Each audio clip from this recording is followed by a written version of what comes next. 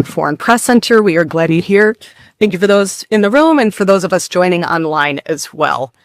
We're honored to have Ambassador Thomas Barrack, who's the ambassador to the Republic of Turkey and U.S. Special Envoy for Syria. The ambassador will offer opening remarks, followed by a time of Q&A, which I will moderate. My name is Melissa Wahibi, and we're glad to have you here. Sir, please, the floor is yours, and then we'll engage in conversation. Thanks. And thanks, everybody, for a Friday afternoon when it's hot and humid. I know it's not your most fun thing, so we'll try and make it informative. I won't waste too much time with introductory remarks because you're much better versed at all the things you really want to know that hopefully we can shed some light on. We're in the middle of a really difficult zip code at an amazingly historic time. And so all of these moving pieces of each of these countries that the president have given in our portfolio has an equal and opposite effect on the surrounding countries. And what we know is that the history of all these countries has not been on our side as we drive towards peace and prosperity, which is the president's message, right? So we start from a point of view as what is our mission? And we're always asking ourselves that every day. What is really our mission? And it's not nation building. And humanitarian rights are always important and critical in the process, but that's not why we're there. That's not why we started there. We started in that whole part of the world in a counter-ISIS mode. So what our presence was really that in an effort to help the local environments and nations as they were defining themselves where they go, but primarily, how do we counter ISIS from all the things that we know from the past? So with that, I'll turn it over to you and go wherever you'd like to go. Yes.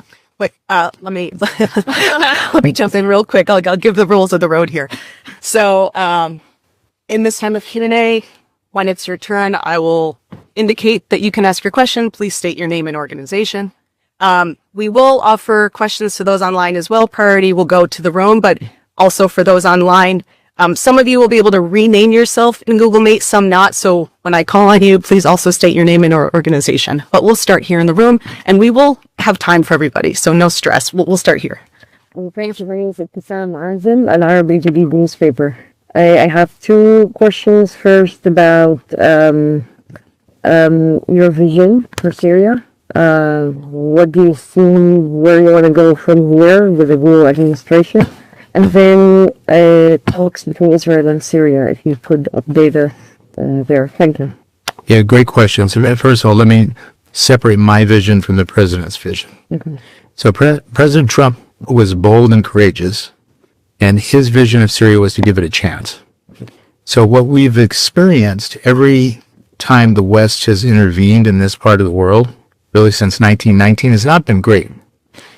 So we started with Sykes-Picot and kind of dividing up the world into nation states, and we're living with the aftermath of that. God bless the British, but they gave away Palestine 3 times to 3 different people. So this president is saying, that's not what I want to do. What is it that he wanted to do? Sanctions that had built up on another regime. But the amazing thing is none of us were really expecting or anticipating that the al-Shara regime would, in December, ascend into Damascus. They had done a good job in Idlib, but the Assad regime was in full power and effect. In the aftermath of this, all of a sudden, was Plan A. And this is what I'll come back to in each of the instances that we're talking about. Plan A is the al-Shara regime. It's a slow transition to a new government. The president's main message in taking sanctions off on May 13th was give them a chance. You can't give them the chance if they're shackled. And sanctions can always be reapplied if something drastic or bad happens.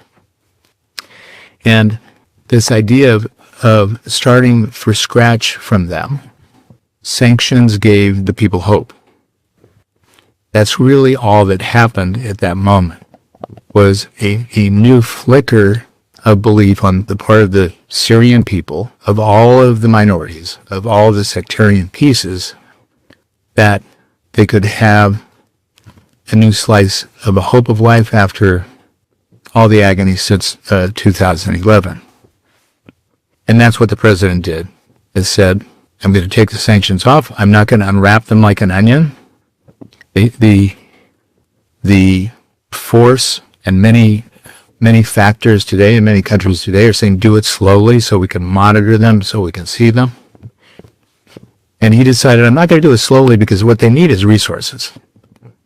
To go quickly, they need the world behind them. And so the vision is what happens in Syria is a clean canvas or a clean tapestry of an experiment of now taking this complicated area of the world, the Middle East, the Gulf, the Near East, and say, can you recreate a fresh palette? And it's an experiment, and we're at the very beginning. So the conversation between Syria and Israel, if you remember, President Trump, when he lifted the sanctions, was then followed by Secretary Rubio, who gave kind of 5 major conditions that he would like to see the al-Shara regime abide by, and one of them was the Abraham Accords.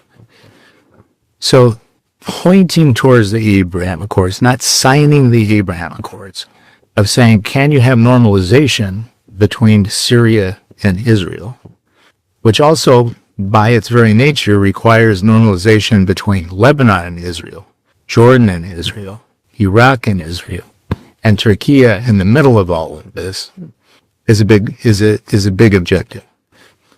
So the idea is, and al-Shara has been very vocal in saying Israel's not an enemy. He's willing to have discussions and deliberations with them about how to solve the problems in front of him, and that'll start happening in baby steps, as it is everywhere in that neighborhood. So our hope and anticipation is that with the bold acts of what President Trump did in supporting the B-2 bombing in Iran is an opportunity. That opportunity may be short-lived, which is Iran, Hamas, Hezbollah, Houthis are at least at the moment on their heels. The rest of the countries can redefine for themselves if they would like a new life, a new constitution, a new blending of the sectarian environment, but it's up to them. So what the president did is say, I'm lifting the sanctions.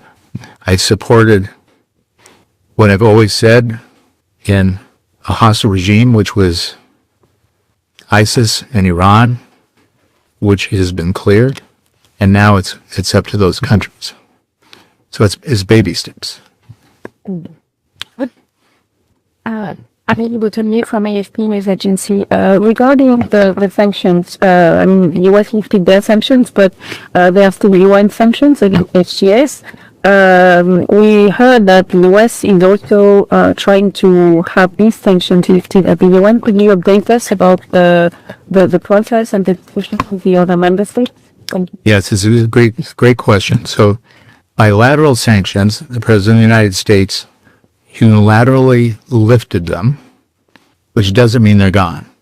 So as we know, these layers of sanctions require different approvals and different processes to evaporate. Some of them are temporary, some of them are permanent. You saw General Waiver 25. The president issued a massive executive order rescinding over a decade of other executive orders that were more and more restrictive.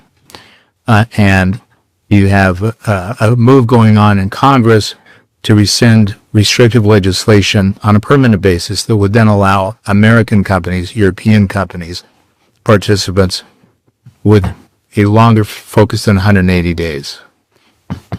The UN has a difference in foreign terrorist organization designation from the UN, and there's some members of the Security Council that rightly have said, we want to see more progress on things that we, the UN, are concerned with, including how the minorities are being treated, what's the formation and type of the Constitution, what happens with the foreign fighters. We talk about 20 or 25,000 foreign fighters. The integration or non-integration of those foreign fighters is of a real concern to everybody, as are the minority rights. So you have the Druze that want it to be Druze land. You have the Alawites who want it to be Alawite land. You have the Kurds who want it to be Kurdistan. And what Syria is saying, what Damascus is saying, that's not going to happen. All roads lead to Damascus. One country, one nation, one military, and that's in the process. So the UN, in part, with a couple of the important partners, which we're all listening to, there's no adversarialness, we're all trying to figure it out, is saying, look, we need leverage to encourage the new government to do the right things and the right steps. My humble personal opinion is they're trying, but they're resource constrained. They've been in power now 7 months, really complicated regime, a lot of anger, hostility. You can imagine just the emotional expectation on one hand of many of the factors of their community and the emotional regrets coming side by side in a new administration. So aligning all of these into one group is, if you were a mother or father and you have 4 warring boys and you say, okay, guys, it's over. You've been fighting for 3 weeks. I want you to sit down at the table, watch TV, and have a great time. It doesn't exactly happen in that cadence. So the restrictions on HTS and 2 of the senior members of the al-Shar regime is under consideration. It can come off in pieces, so the Security Council can give a waiver each time there's a request, but there's a thought amongst many of the members, some of the members, that to remove them in its entirety is a mistake, that they want to see more progress on the things that they're important, that they're concerned with, minority rights, foreign fighters, Al-Qol and Row Camp. The displaced persons, you have 20,000, 25,000 living in camps. The idea is they're going to return home. The problem is they can't spell home. They don't know where home is. So how do you do that in a devastated country when Europe doesn't really want them to return to Europe, those who are participants there? So they're dealing with everything, drinking out of a fire hose, and what we're all trying to do is give them the resources to be able to look at it, analyze it, without dictating to them exactly what to do. Okay, we're here. So much. Ambassador, just Please state your name and organization. Afrin Kosafi from Arab News Daily. I just want to do 3 quick follow-ups on your Beirut visit and some of the things that you said there. First question is, if Hezbollah agreed to lay down their arms, to turn themselves into a purely political party, a Lebanese party, and not an Iranian proxy, is this administration ready to remove them from the foreign terrorist list, just as they did with HTS? It's a great question, and I'm not running from the answer, but I can't answer it. And there's been so much great work, and Morgan Ortegas, who's here with me, really started all the pieces of this puzzle of where do we go on this confessional, very complicated Lebanese religious-based sectarian map. Not easy. And I got in trouble the other day because I said, Hezbollah has 2 parts. First of all, certainly America looks at it as a terrorist organization. So Hezbollah, terrorist organization, same sentence, I'm saying it, that's what it is. However, in Lebanon, it's a political party. So in Lebanon, you have 13 to 15 parliamentary participants. That's Hezbollah, the political party, one of the parties that represents the Shias along with the Amal party. And you have Hezbollah, the militant group, which we think is backed by Iran, which is the foreign terrorist organization, which we have issues with. The process of Hezbollah putting their arms down starts with the Lebanese government process. They have to, and the Council of Ministers have to, authorize that mandate and that act, and Hezbollah itself, the political party, has to agree to that. That has several components. Because what Hezbollah is saying, okay, we understand one Lebanon has to happen. Why? Because one Syria is starting to happen. So everybody on the heels of what President Trump did so boldly in Iran has started a recycling of everyone's future. So Lebanon, which has been in constant agony since the 70s, in search of itself. By the way, it's not just since the 70s. I, as a student, went in to try and understand why do these agreements never work. The Lebanese are the smartest, most resourceful, unbelievable people in the world. But all these agreements fail. Starting from the 1949 Armistice Agreement, starting from the very beginning. So then we start marching forward, the 67 Agreement, the 74 Agreement, the Taif Agreement. If you go back and look at the Taif Agreement, it's an exact beginning of what Morgan and her team brilliantly negotiated in the cessation of hostility agreement that was in November. But they never work. And they never work because there's no fuel in the system. So Hezbollah, in my belief, Hezbollah, the political party, is looking and saying, logically for our people, the success of Lebanon has to collate the Sunnis, the Shias, the Druze, the Christians, all together. And now is the time. But how do we get there? Israel has to be a component part of that. They can't have those conversations themselves. This crazy law in Lebanon, by the way, stops the Lebanese from having a conversation with the Israelis. So, although what's happened is we put together a great negotiating team to start being an intermediary. And my belief is that's happening in spades. And that everybody's being responsible in trying to run to that. So if that happened, if the Council of Ministers behind the President, the Prime Minister, and the Speaker of the House agree, one country, one nation, one military, Hezbollah agrees over a time period to forego its major weapons, right? Everybody in Lebanon is packing a .357 Magnum. I mean, it's like having a belt. So we're not talking about small arms. We're talking about the weapons that could affect Israel. If that happens, that's a process. And you need the military to be able to go collect them. The problem is you haven't had any money to pay the military. So all of these pieces have to come at once. You have to empower LAF. It has great respect for most of the people in Lebanon. LAF then softly with Hezbollah can say, here's the process of how we're going to return arms. We're going to collect arms. We're not going to do it in a civil war. Because these arms are stored in garages and subterranean under houses. So my hope, my belief, the president's initiative has been bold. The Secretary Rubio has been phenomenal in saying, we'll give you the path.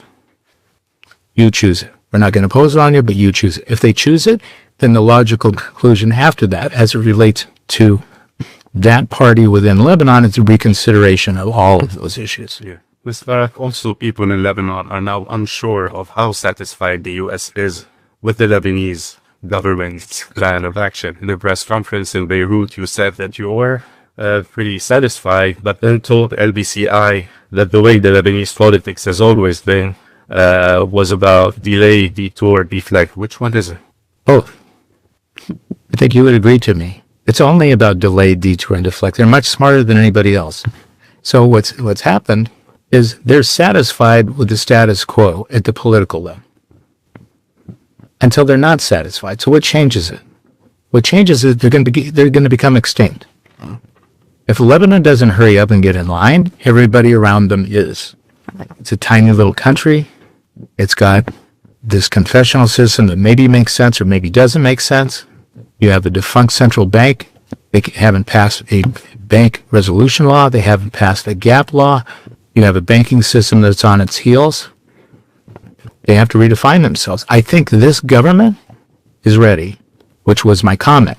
I was very encouraged. They're standing up to the issues, and we're not being soft with them, by the way. I'm saying, you want our help? Here it is. We're not going to dictate to you what to do. If you want it, take it. If you don't want help, no problem. We'll go home. So in the past, I don't think anybody in the world could say the detour and deflect mechanism was how they live.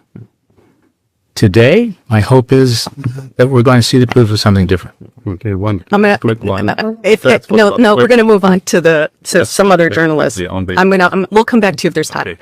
So we're going to, hold on one second. We're going to go online and we're going to offer this opportunity to Eunice. Please state your name and your organization and ask your question.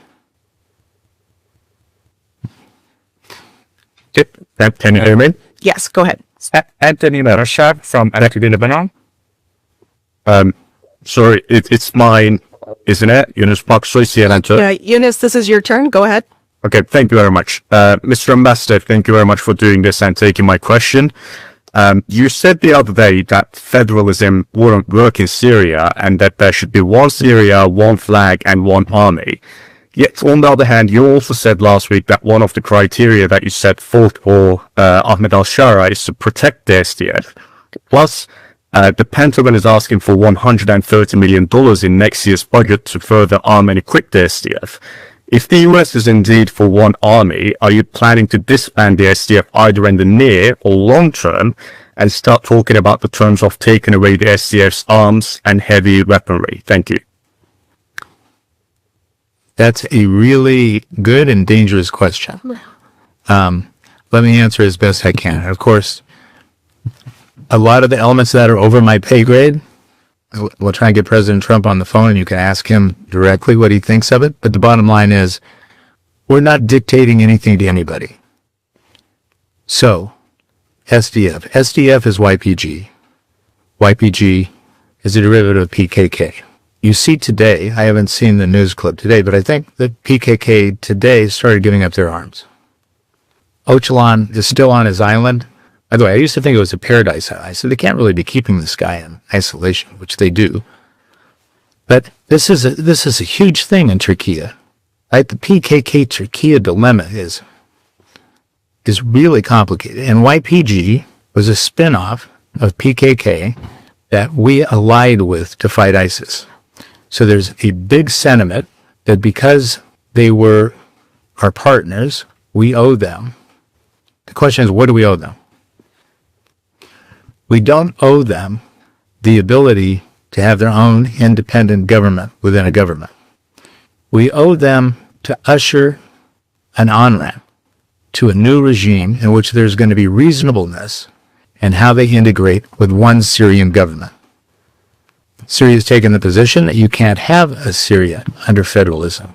You can't have a separate Druze force dressed like Druze, separate Alawite force dressed like Alawites, a separate Kurd force dressed like Kurds, and on and on and on. There's going to be one entity.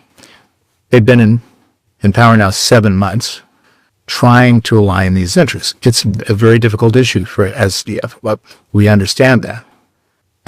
That in looking at how SDF works and operates, which is a consensual agreement amongst all of its parties, the details matter. So they had an agreement. They had a principled agreement from March. The problem is it didn't work. Why it didn't work? Because everybody rushed to an agreement with no specifications. The specifications matter. So now we're at the point of really putting together the specifications, bringing everybody together and saying, like two kids in a playground, it's time. We'll bring you together, we'll arbitrate, we'll mediate, we'll help, but we're not going to stick around. If you guys don't agree, don't agree. But we're not going to be here forever as the babysitter and the mediator. So everywhere we are in the Middle East, this president is trying to put bumper rails around it, say it's your opportunity to create a new story here. There hasn't been a new story for 100 years. Whatever the Ottoman Empire was, how everybody feels about it, that was 500 years of operation where there were no borders, there were no boundaries. You got along, or they didn't get along, but we didn't have all of this hurrah. And we have the Chinese and the Russians who are also interested in seeing a tapestry and the fabric of calmness in the area. But with the SDF, it's difficult. It's difficult. They've been on opposite sides of the equation. They feel the United States is obligated to them. The United States is saying, yes, we're obligated to you to be reasonable. But if you're not reasonable, there's going to be another alternative. Okay, thank you. We're going to stay online. We're going to go to DR. There, you can enable your microphone, state your full name and organization, and then we will come back and continue in the room. Thank you so much. My name is DR Kurda. I'm working for Ruda Media Network. Thank you so much for doing this. Thank you, Ambassador. I have the question. You talked a little bit about SDF and also about PKK. So your comments on federalism and the Kurdish rights in Syria have generated significant regional tension. Kurds were not happy with that, as they think that US is dictating the narrative in Syria. So, in your point of view, how does the US view the Kurdish-led administration efforts to preserve their autonomous rights within a unified Syria? What makes you think that the federalism is not a viable solution in this context? Second question, as you mentioned that today the first group of PKK fighters destroyed their weapons in the Kurdistan region of Iraq. How does the United States view this development, and what potential do you see it in having in contributing to a long-term resolution of the Kurdish issue in Turkey? Has the US played any role in facilitating or supporting this narrative? Thank you. Thanks, and it's a very thoughtful question. Let me start with the premise that makes all of this simple. The United States honors nation states that are acknowledged, viable, and legal. Full stop. All of the other constituencies who are vying for posture or position within another nation state, we may have empathy for, we may have sympathy for, we may have favorites that we would like to support at various times, and it's never worked for us, ever. Every time we've entered into some form of regime change, which, by the way, we didn't do in Syria and we didn't do in Lebanon, that was not us that made a change of the Assad regime. So as it relates to SDF, there's no question, especially Congress, has a very soft spot in their heart for SDF. It has been very clear that we want to pave and provide an on-ramp for them to join what? The Syrian government. There's not an indication that there's going to be a free Kurdistan. There's not an indication that there's going to be a separate SDF state. There's no indication on our part that there's going to be a separate Alawite state or a separate Druze state. There's Syria. You have a structure in Syria that's unfolding. That'll have a Syrian constitution. That'll have a Syrian parliament. Everybody has to be able to have discussions as to how that happens.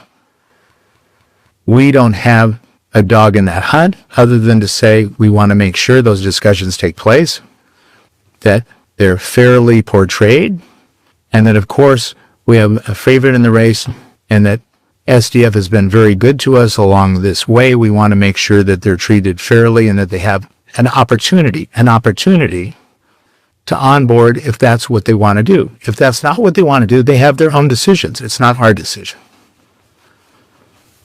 Great. We're going to go to Paolo. Paolo Three with the Italian daily La Repubblica. Thank you very much for doing this. Turkey has also been very much involved in the negotiation between Russia and Ukraine. We are at a pivotal moment. The president is about to make a significant announcement on Monday. Could you elaborate on how you see the situation now and the role that Turkey can best play? No, thanks. And I have to say, I'm extremely proud of the role that Turkey has played in all of these instances. It's been interpreted in America in different ways because Turkey is also interpreted in different ways. They have been pivotal.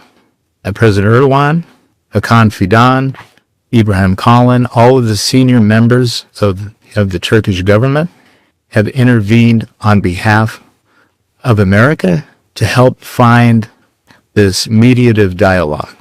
Because, of course, the Black Sea all funnels down to the Bosphorus, and they have this very unique relationship with all the parties, and they've been incredibly helpful to us, not only in the Ukraine-Russia situation, but as it relates to Gaza and Israel. They've been criticized of having a relationship with Hamas. They haven't declared Hamas as a foreign terrorist organization or an SST. But as a result, they've had a dialogue like Qatar. Qatar has been one of our best friends in continuing this dialogue. If we don't have a dialogue, if we don't have a mechanism for the president to be able to try and intervene in these very harsh places, we're in real trouble. So Turkey has been great. The hope too for them, Ukraine and Russia and the Ukrainian grain situation, if you remember, they were a big provider of a solution, as they were in the mines in the Black Sea. So I know Turkey's hope is that they can facilitate some end to the horrible situation that's in process, but they've been great partners of ours in that endeavor. Great, thank you. We will hit everybody here, but we'll start with Allah. Me? Okay, thanks. Ambassador Adla Masood from The National. You said that implementing a plan to disarm Hezbollah would require carrots and sticks. So is the U.S. willing to dangle any carrots to help the Lebanese government disarm Hezbollah and the Palestinian faction? Yes, we're willing to help define carrots in two languages that have a hard time understanding each other, in Hebrew and Arabic, right? So what are the issues for Hezbollah? Number one, a cessation of artillery. How do we stop the fighting? The famous 5 points. Israel occupies five points across the territory that they do is the south, including the south of Litani, and people want to go back to their houses. Primarily Shia-oriented, a big part of that being Hezbollah. They want the freedom to be able to go back to their houses without the fear of another attack happening. So you have a ceasefire, you have some normalization of those 5 points. When does Israel feel comfortable that they're not going to be attacked by Hezbollah, kind of that stand down? And you need the plan B that we always talk about. So what's the future of the South? What's the future for Hezbollah? And that requires funding and development and programs along the South. And the Gulf states are ready to provide that. So from the restoration of infrastructure, electricity, water, power, those kind of things, to the development of industrial projects, Saudi Arabia and Qatar and now the UAE are coming in and saying, if we can get to where everybody can just calm down, we will help redevelop that portion of Lebanon, which is huge. Then there's hope for the Shias, partly which are Hezbollah. But the other part is they need to feel that there's protection in the event that something goes wrong. We have this thing called the mechanism. And the mechanism is a fantastic entity that actually is designed to be the mediator between Israel and Lebanon and all the factions if something goes wrong. So the mechanism is a military operation along with UNIFIL, which is a United Nations operation, which Israel says, we think we're going to be attacked. We think there's rockets, missiles, and UAVs moving from point A to point B. They phone this into the mechanism. The mechanism then with LAF, the Lebanese Armed Forces, says, okay, we're going to take care of it. How do they take care of it without starting a civil war? This is where the problem has been. Is go knock on the door and say, I'm sorry, man, but the rockets in your garage have to leave. Right? It's complicated. So what we've done is present, and Morgan started this process, present a series of baby steps of saying, here's how we can get to that solution, and we will help you bolster your military. The LAF will help you have these discussions with Israel, because we honestly think that Israel is fair-minded in how they want to look at it, and we'll create Plan B for the Shias, which is development and money that will come in through the south. It can't be funneled from Beirut. It's not going to be dissipated by the corruption that's existed. Not that these leaders are corrupt. I don't think the leaders who are there now are corrupt. But Lebanon has been inundated with past corruption.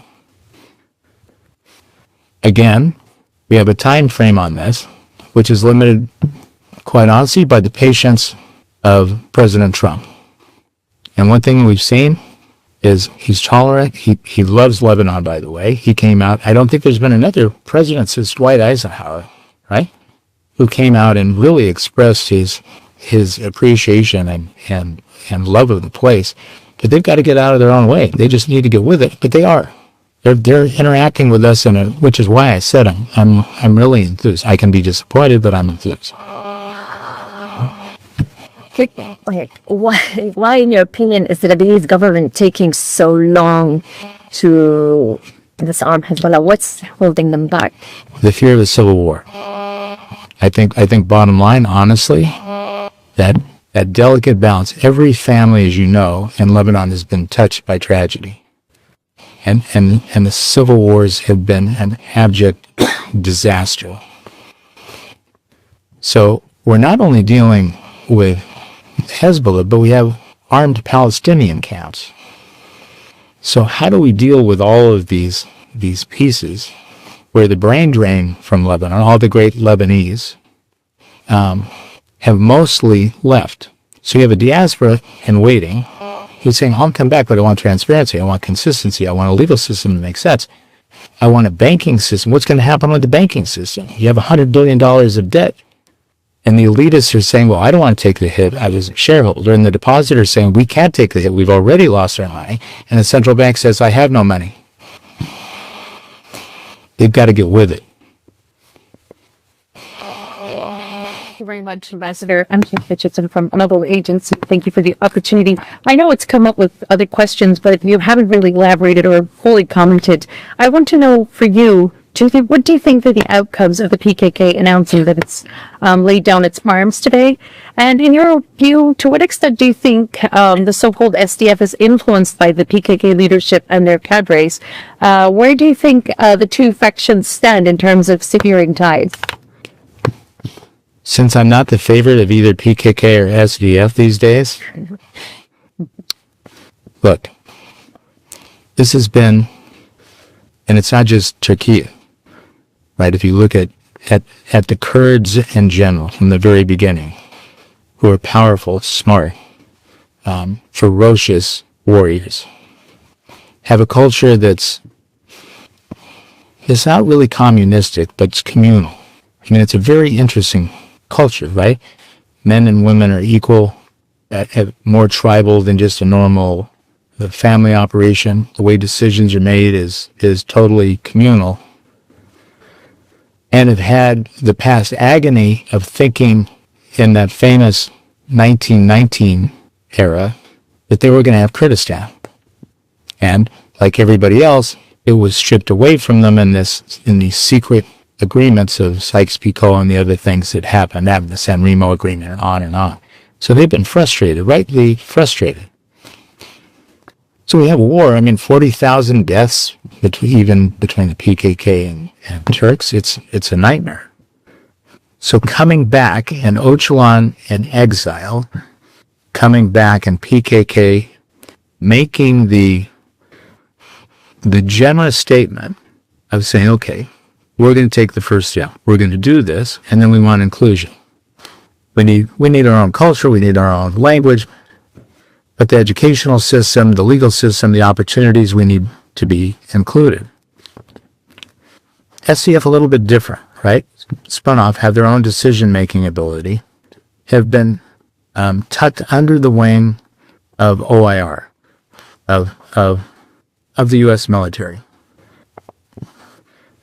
We owe a great debt of gratitude. They've been ferocious fighters. They helped us in the de-ISIS, all of us, in the de-ISIS process.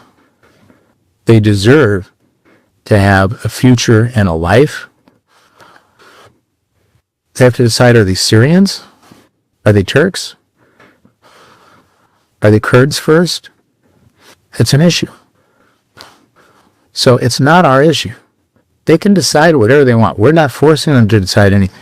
We're trying to provide a runway and saying you're going to have a clear path and you're all going to have to make decisions as to how you integrate. But there's going to be one country. There's not going to be 6 countries. Why? Because that's what the Syrian government is saying. That's not what America is saying. That's not what Russia is saying. That's not what China is saying. It's what Syria is saying, is we're now a nation state. HTS is gone. The Assad regime is gone. We're now the Syrian Arab Republic. That's a recognized nation state. You want to be part of it? Here's the conditions to come in. So we're trying to navigate that. I think everybody is actually being, responsible. We're trying to push and shove and force everybody to a conclusion. Sometimes that gets rough around the edges, but I think it's going to happen. I think the reasonableness of everybody in hope saying it's time is where does it go? So my hope is they integrate and all of this starts dissipating. And Turkey, which has been our greatest NATO ally.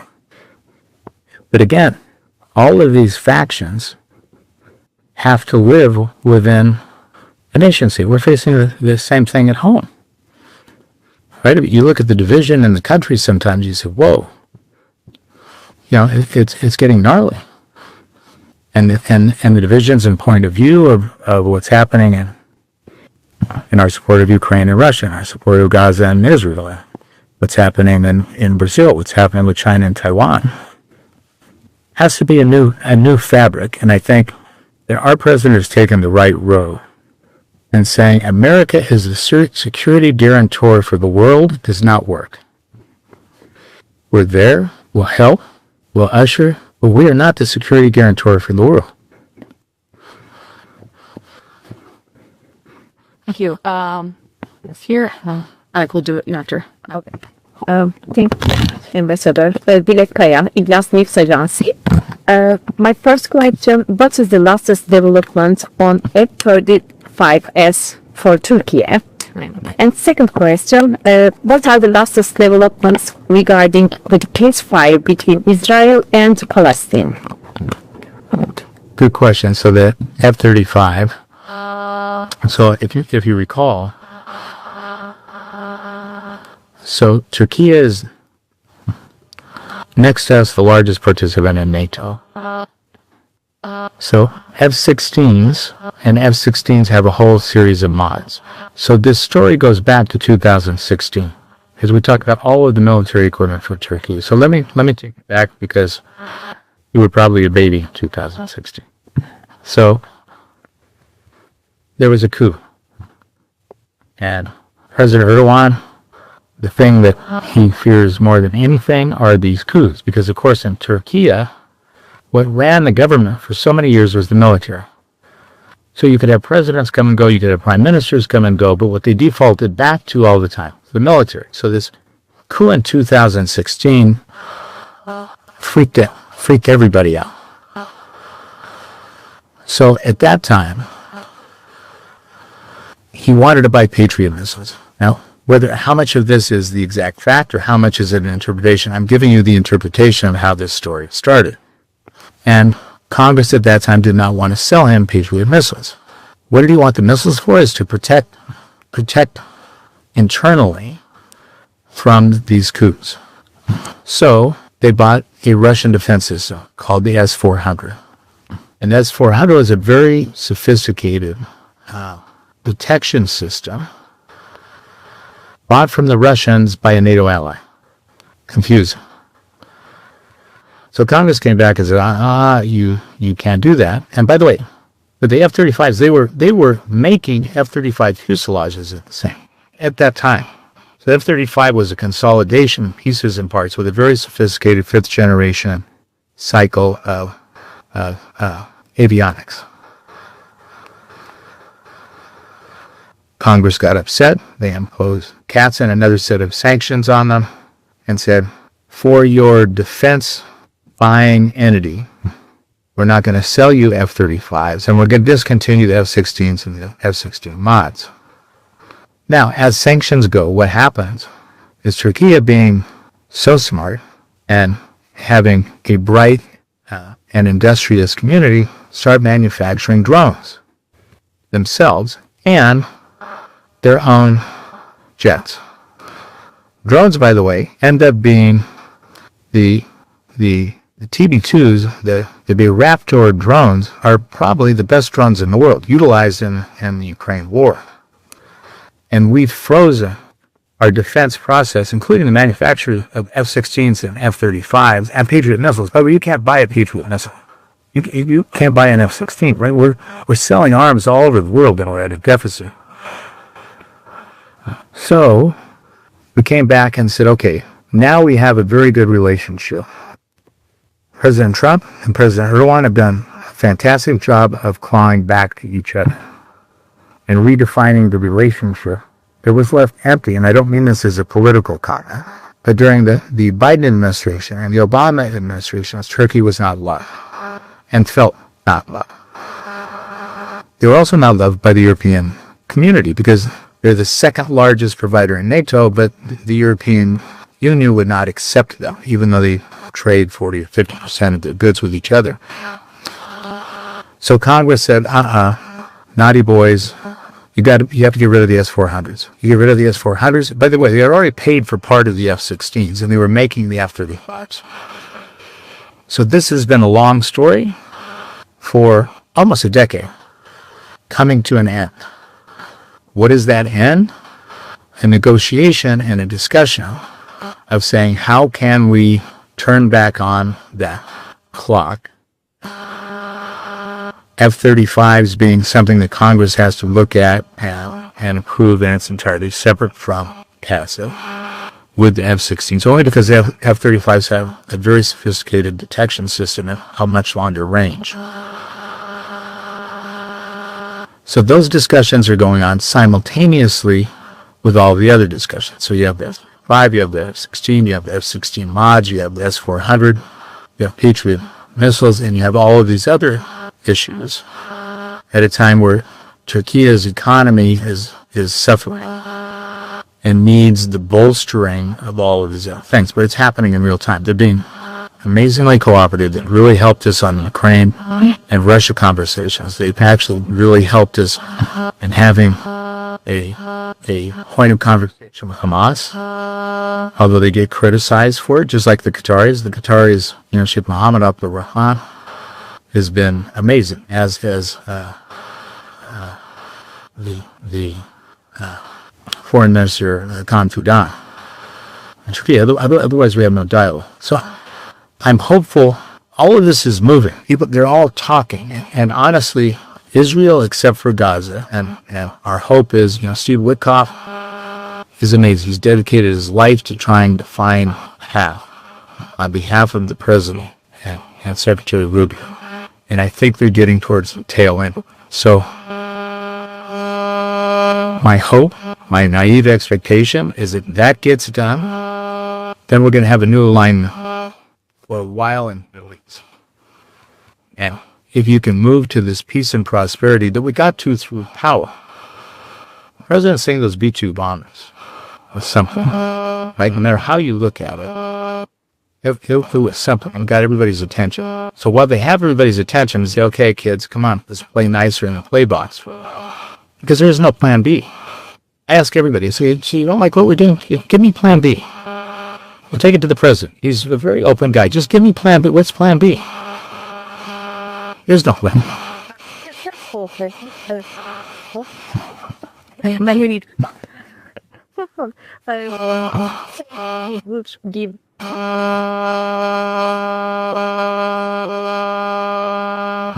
He'll tell you that when he's ready to tell you. My name is Manik Mehta. I'm a syndicated journalist. Thank you for those very interesting insights. However, I do have a question in regard to the alignment of Turkish position with that of the U.S. in regard to Syria as well as Iran. And how do the Turks look at the recent bombings by the Houthis in the Red Sea, attacks on ships in the Red Sea? So I can't tell you exactly. The answer to your last question is, I can tell you generally they don't love it. They're not Houthi fans, but I can't give you the official answer how they do that. But going back to, what is the nature of the relationship?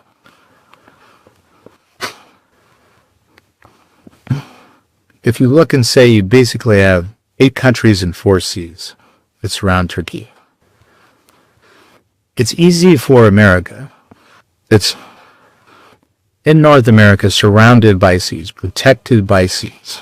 We have two major bodies that we're dealing with, Canada and Central America. We can control those borders, kind of, right? We're trying to do a better job. Turkey is in the center of the world. And by the way, it's dealing and trading with everybody. That was where East meets West, with the Bosphorus and Dardanelles, the Black Sea, the Aegean Sea, the Mediterranean Sea, the Spice Road. Everything comes through there. So forget about the Ottoman Empire. We take a step forward. We have 13,000 Iranians a day that come across the Turkish border. 13,000 without a visa. Iranians. Turkey is our combatant partner against ISIS. Turkey with Armenia still suffers under the old impression of what Turkey had done to Armenia and genocide. But Azerbaijan and Turkey and Armenia are the trading partner on that side, as Syria is on this side. By the way, now Turkey has 4.5 million Syrians that now speak Turkish and Arabic. So when that border opens up, when we get things under control, it's going to rock. The Syrians are on fire. They're the best traders in the world. Syrians and Lebanese. If you got the Syrians and Lebanese and the Israelis together, forget it. Right? With the Gulf money and that ingenuity, you'll see everything start moving east. So the relationship with Turkey has been difficult because the Western standards that we have applied over time don't really apply in the midst of this redefinition of a spice road in a primarily Islamic environment. But you have an Islamic environment that's a republic, and across the Gulf, you have Islamic environments that are monarchies. Who wins in this contest for the hearts and minds of 2 billion Muslims against 2 million Jews? This is where we all need to go. What is the end game? How do you end all? Does anybody want it to end? Do the neocons want it to end? We're spending $3.5 trillion a year in military equipment. Is that a small business? Who are the business interests involved in it? Who are the disruptors? How do we get there? Through education, slowly, right? Through the largesse of an American system that's understanding, that's charitable, that's not dictating, and is an example of all the things that we hope. And this president has done a good job of establishing that in the world, but it's a complicated zip code. It's day by day. And I think you win souls one soul at a time. But Turkey is in the middle of all of it. Just like Azerbaijan and Armenia. You know, they're arguing over 32 kilometers of road. But this is no joke. It's going on for a decade. 32 kilometers of road. So what happens is America comes in and says, okay, we'll take it over. Give us the 32 kilometers of road on a 100-year lease, and you can all share it. But these tribal points of view do not fade. We came into a pluribus unum. What does that mean? It means give up the masses for one. It exists in America. It doesn't exist there. It's individual, family, tribe, and then the nation. So my hope is, over time, this e pluribus unum will catch on. We can convert it from Latin to Arabic, from Arabic to Russian, from Russian to China. Maybe we have a shot. Well, thank you. That concludes our program today. Sir, thank you so much for being here. It's an honor. To those of you who are interested, this transcript will be available on our website as soon as we get that cleared. And the transcripts are done with that. It's at fpc.state.gov. So again, thank you so much, and we look forward to seeing you next time. Thank you.